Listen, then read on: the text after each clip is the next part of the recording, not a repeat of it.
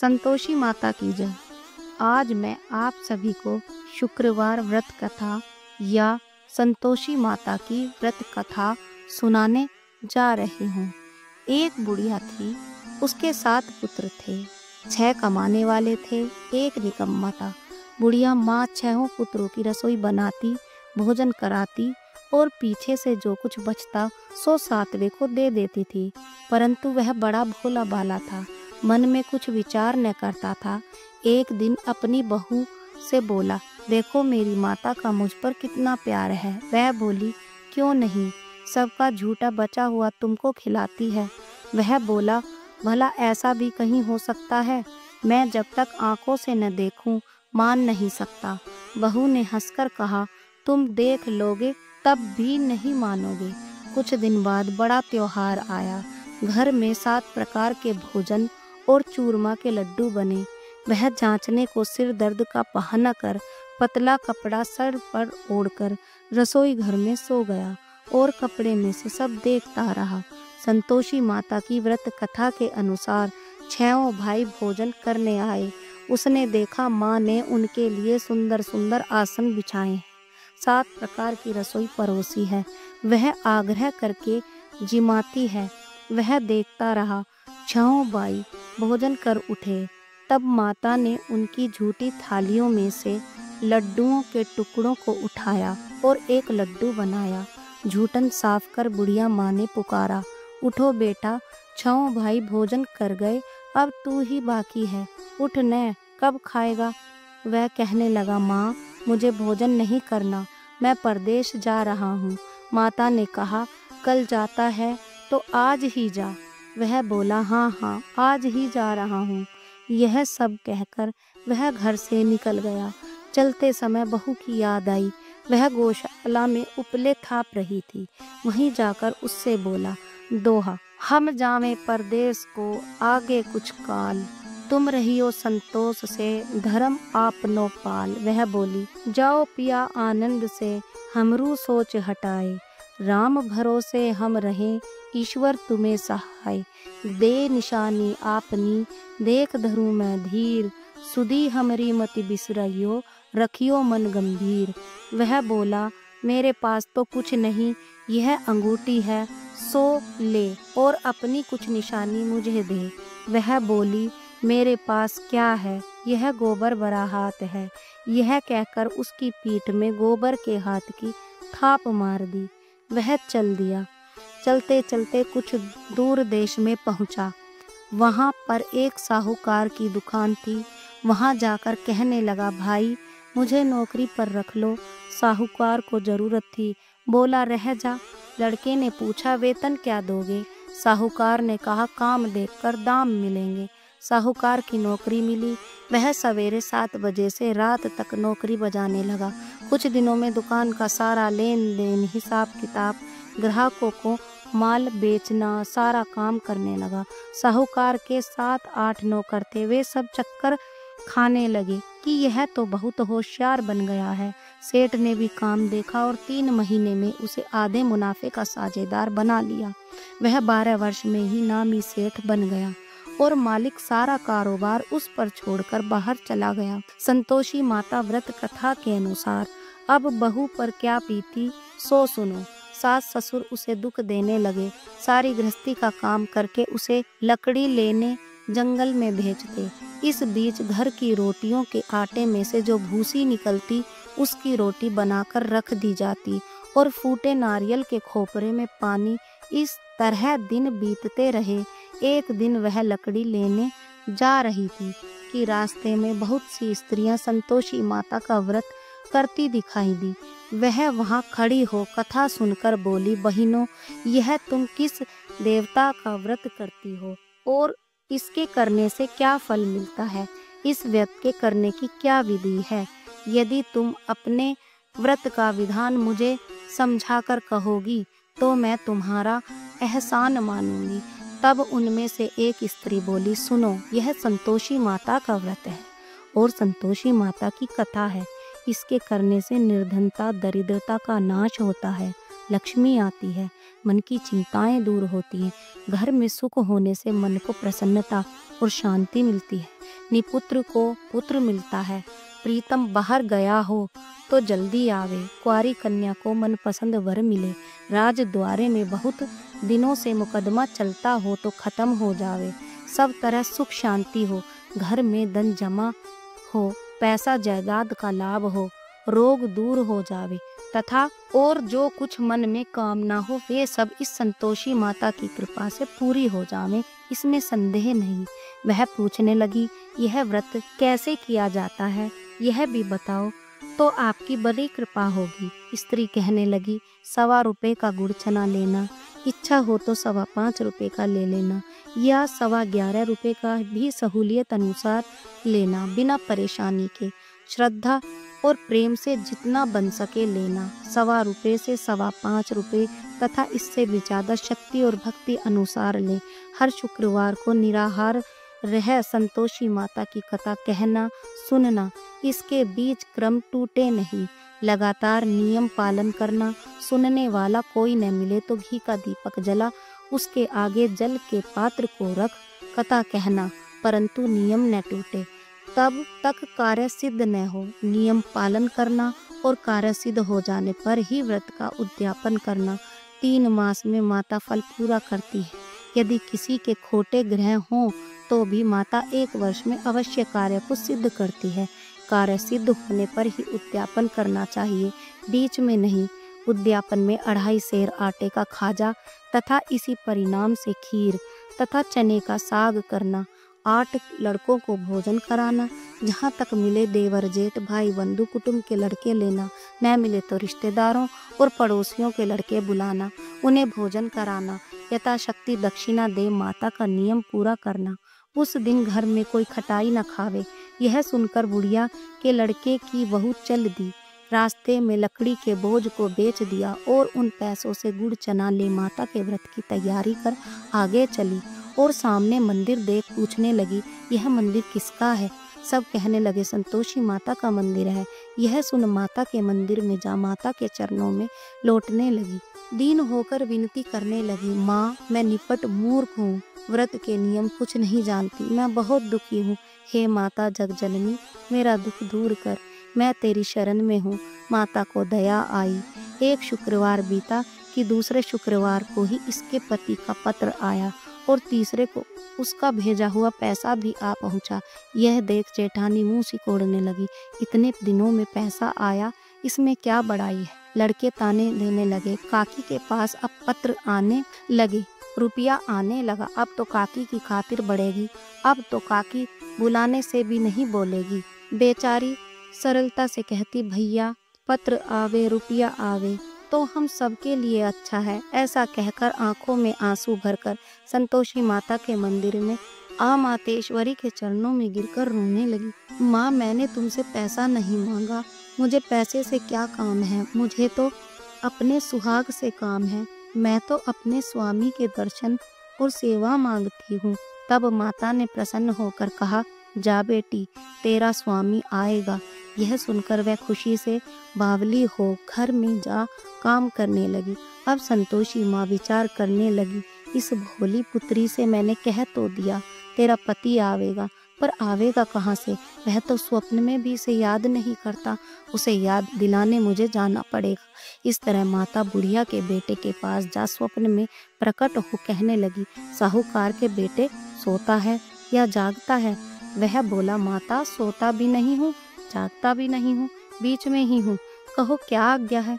माँ कहने लगी, तेरा घर बार कुछ है या नहीं? वह बोला, मेरा सब कुछ है माता, माँ बाप भाई बहन बहू, क्या कमी है? माँ बोली, भोले पुत्र तेरी स्त्री घोर कष्ट उठा रही है, माँ बाप उसे दुख दे रहे हैं, वह तेरे लिए तरस रही है, तू उसकी सुधि ले। वह बोला, हाँ माता यह तो मुझे मालूम है, परंतु मैं तो जाऊं कैसे? परदेश की बात है, लेन देन का कोई हिसाब नहीं, कोई जाने का रास्ता नजर नहीं आता, कैसे चला जाऊं? माँ कहने लगी, मेरी बात मान, सवेरे नहा धोकर संतोषी माता का नाम ले, घी का दीपक जला, दंडवत कर दुकान पर जा बैठना, देखते देखते तेरा लेन देन सब चुक जाएगा, जमा माल बिक जाएगा, सांझ होते होते धन का ढेर लग जाएगा। जब सवेरे बहुत जल्दी उठ उसने लोगों से अपने सपने की बात कही तो वे सब उसकी बात अनसुनी कर दिल लगी उड़ाने लगे। कहीं सपने में भी सच होते हैं? एक बूढ़ा बोला, देख भाई मेरी बात मान। इस प्रकार सच झूठ करने के बदले देवता ने जैसा कहा है वैसा ही करने में देरा क्या जाता है। वह बूढ़े की बात मान स्नान कर संतोषी माता को दंडवत कर घी का दीपक जला दुकान पर जा बैठा। थोड़ी देर वह क्या देखता है कि देने वाले रुपया लाए, लेने वाले हिसाब लेने लगे। कोठे से भरे सामानों के खरीदार नकद दाम में सौदा करने लगे। शाम तक धन का ढेर लग गया। माता के चमत्कार देख प्रसन्न हो मन में माता का नाम ले घर ले जाने के वास्ते गहना कपड़ा खरीदने लगा और वहाँ के काम से निपट वह घर को रवाना हुआ। वहाँ बहू बेचारी जंगल में लकड़ी लेने जाती है, लौटते वक्त माँ के मंदिर पर विश्राम करती है। वह तो उसका रोजाना रुकने का स्थान था। दूर से धूल उड़ती देख वह माता से पूछती है, हे माता यह धूल कैसी उड़ रही है? माँ कहती है, हे पुत्री तेरा पति आ रहा है, अब तू ऐसा कर लकड़ियों के 3 बोझ बना ला, एक नदी किनारे रख, दूसरा मेरे मंदिर पर और तीसरा अपने सर पर रख। तेरे पति को लकड़ी का गट्टा देखकर मोह पैदा होगा, वह वहाँ रुकेगा, नाश्ता पानी बना खाकर माँ से मिलने जाएगा।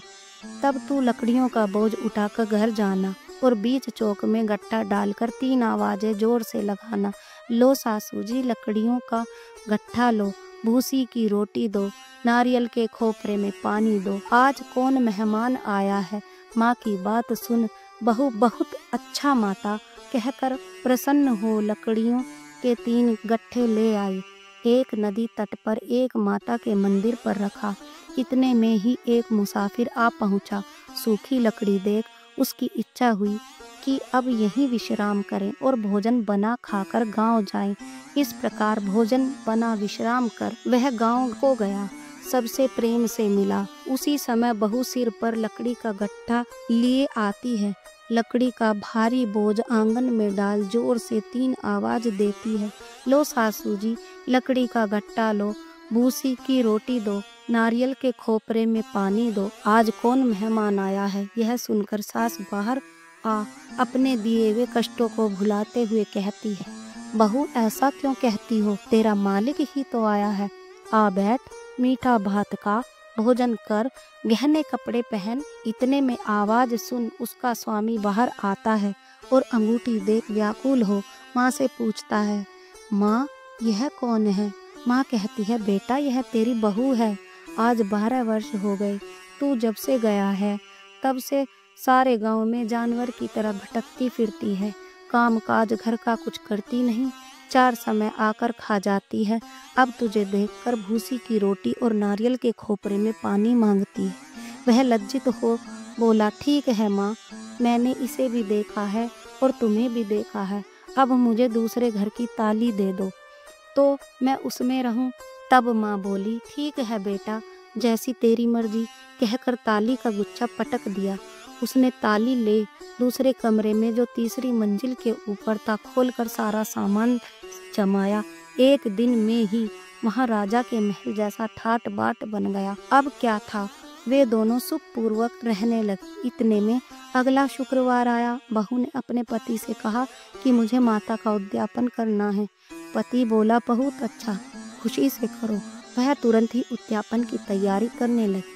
जेठ के लड़कों को भोजन के लिए कहने गई, उसने मंजूर किया, परंतु पीछे जेठानी अपने बच्चों को सिखलाती है, देखो रे, भोजन के समय सब लोग खटाई मांगना, जिससे उसका उद्यापन पूरा न हो। लड़के जीमने आए, खीर पेट भरकर खाई, परंतु याद आते ही कहने लगे, हमें कुछ खटाई दो, खीर खाना हमें नहीं भाता। देखकर अरुचि होती है। बहू कहने लगी, खटाई किसी को नहीं दी जाएगी, यह तो संतोषी माता का प्रसाद है। लड़के तुरंत उठ खड़े हुए, बोले, पैसा लाओ। बोली बहू कुछ जानती नहीं थी, सो उन्हें पैसे दे दिए। लड़के उसी समय जा करके इमली ला खाने लगे। यह देखकर बहू पर माता जी ने कोप किया। राजा के दूत उसके पति को पकड़कर ले गए। जेठ जेठानी मनमाने खोटे वचन कहने लगे, लूट लूट कर धन इकट्ठा कर लाया था, सो राजा के दूत पकड़ कर ले गए। अब सब मालूम पड़ जाएगा जब जेल की हवा खाएगा। बहू से यह वचन सहन नहीं हुए। रोती रोती माता के मंदिर में गई। हे माता, तुमने यह क्या किया? हंसाकर अब क्यों रुलाने लगी? माता बोली, पुत्री, तूने उद्यापन करके मेरा व्रत भंग किया है। इतनी जल्दी सब बातें भुला दी? वह कहने लगी, माता, भूली तो नहीं हूँ, न कुछ अपराध किया है। मुझे तो लड़कों ने भूल में डाल दिया। मैंने भूल से उन्हें पैसे दे दिए। मुझे क्षमा कर दो माँ। माँ बोली, ऐसी कहीं भूल होती होगी? वह बोली, माँ, मुझे माफ़ कर दो, मैं फिर तुम्हारा उद्यापन करूँगी। माँ बोली, अब भूल मत करना। वह बोली, अब न होगी। माँ, अब बतलाओ वह कैसे आवेंगे? माँ बोली, जा पुत्री, तेरा पति तुझे रास्ते में ही आता मिलेगा। वह घर को चली। राह में पति आता मिला। उसने पूछा, तुम कहाँ गए थे? तब वह कहने लगा, इतना धन कमाया है, उसका कर राजा ने मांगा था, वह भरने गया था। वह प्रसन्न हो बोली, भला हुआ, अब घर चलो। कुछ दिन बाद फिर शुक्रवार आया। वह बोली, मुझे माता का उद्यापन करना है। पति ने कहा, करो। वह फिर जेठ के लड़कों से भोजन को कहने गई। जेठानी ने तो एक दो बातें सुनाई और लड़कों को सिखा दिया कि तुम पहले ही खटाई मांगना। लड़के कहने लगे, हमें खीर खाना नहीं भाता, जी बिगड़ता है, कुछ खटाई खाने को देना। वह बोली, खटाई खाने को नहीं मिलेगी, आना हो तो आओ। वह ब्राह्मणों के लड़के ला भोजन कराने लगी। यथाशक्ति दक्षिणा की जगह एक एक फल उन्हें दिया। इससे संतोषी माता प्रसन्न हुई। माता की कृपा होते ही 9वें मास उसको चंद्रमा के समान सुंदर पुत्र प्राप्त हुआ। पुत्र को लेकर प्रतिदिन माता जी के मंदिर में जाने लगी। माँ ने सोचा कि यह रोज आती है, आज क्यों न मैं इसके घर चलूं, इसका आसरा देखूं तो सही। यह विचार कर माता ने भयानक रूप बनाया। गुड़ और चने से सना मुख, ऊपर सूंड के समान होठ, उस पर मक्खियां भिन भिना रही थी। दहलीज में पांव रखते ही उसकी सास चिल्लाई, देखो रे, कोई चुड़ैल डाकिन चली आ रही है, लड़कों इसे भगाओ, नहीं तो किसी को खा जाएगी। लड़के डरने लगे और चिल्ला चिल्ला कर खिड़की बंद करने लगी। बहू रोशनदान में से देख रही थी। प्रसन्नता से पगली होकर चिल्लाने लगी, आज मेरी माताजी मेरे घर आई है। यह कहकर बच्चे को दूध पिलाने से हटाती है। इतने में सास का क्रोध फूट पड़ा। बोली, पगली, इसे देखकर कैसी उतावली हुई है, जो बच्चे को पटक दिया। इतने में माँ के प्रताप से जहाँ देखो वहीं लड़के ही लड़के नजर आने लगे। वह बोली, माँ जी, मैं जिनका व्रत करती हूँ, यह वह संतोषी माता है। इतना कह झट से सारे घर के किवाड़ खोल देती है। सबने माता के चरण पकड़ लिए और विनती कर कहने लगी, हे माता, हम मूर्ख हैं, हम अज्ञानी हैं, पापी हैं, तुम्हारे व्रत की विधि हम नहीं जानते। तुम्हारा व्रत भंग कर हमने बहुत बड़ा अपराध किया है। हे माता, आप हमारा अपराध क्षमा करो। इस प्रकार माता प्रसन्न हुई। माता ने बहू को जैसा फल दिया वैसा सबको देना, जो पढ़े उसका मनोरथ पूर्ण हो। बोलो जय संतोषी माता की। बोलो संतोषी माता की जय। बोलो संतोषी माता की जय।